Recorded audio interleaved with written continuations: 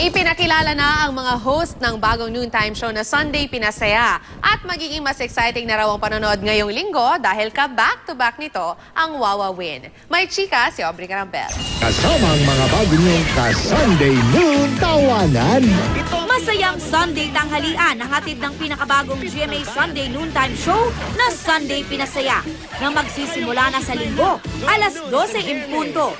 Ipinakilala na nga ang 10 hosts ng Sunday Pinasaya, kabilang na si Kapuso Primetime Queen Marian Rivera at ang kanyang kambal na si Comedy Queen Ai de las Alas. Ngayon lang talaga ako magkakaroon ng Sunday show So, tas ang daming mangyayari ng mga sa sketch, pagpapatawa, pagpapakita ng mga talento. At ang maganda dyan, lahat ng artista ng GMA pwede mag-guest sa amin. Especially kapag may ipopromote sila ng mga soap nila or may mga kailangan silang i-promote. So, ang Sunday Pinasaya is very welcome sa lahat ng Kapuso Stars talaga. Ito na, sa wakas naman magko-comedy na ako. Yahoo! At para mas maging wagas ang tawanan, makikigulo rin ang comedy duo na sina Jose Manalo at Wally Bayola. Nadadagdagan pa ng comedy actors na sina Joey Paras at Gerald Napoles. Akala namin na sa Bulaga nagawa na namin lahat. Kahit sa Bulaga tinatanong nila ano pa yung mga gusto nyong gawin na hindi nyo pa nagagawa.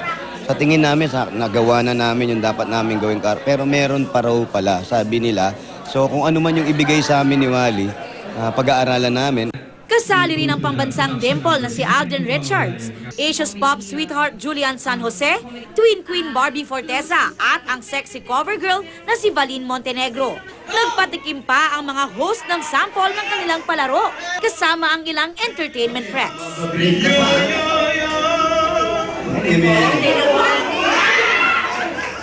Jam-pack siya kasi syempre for the past 20 years nasanay tayo sa concert, TV shirt, mala concert. Ito meron pa rin. May ganun pa rin, pero it's more on comedy. Ka-back-to-back ng Sunday Pinasaya ang Wawa Win na mas pinaaga na ang oras. Mas excited ang Wawa Win host na si Willie Revillame sa kanilang bagong time slot na alas 2 ng hapon. Nagpapasalamat nga raw siya sa panibagong oportunidad na ibinigay sa kanya ng Kapuso Network. Tuloy pa rin ang kanyang pagbibigay ng saya at malalaking papremyo tuwing linggo. Asahan daw na mas pagagandahin pa nila ang kanilang segments na Tatak Willie. Very refreshing if you notice, no? Parang ang feeling ko extension ng Itbulaga na bago, no?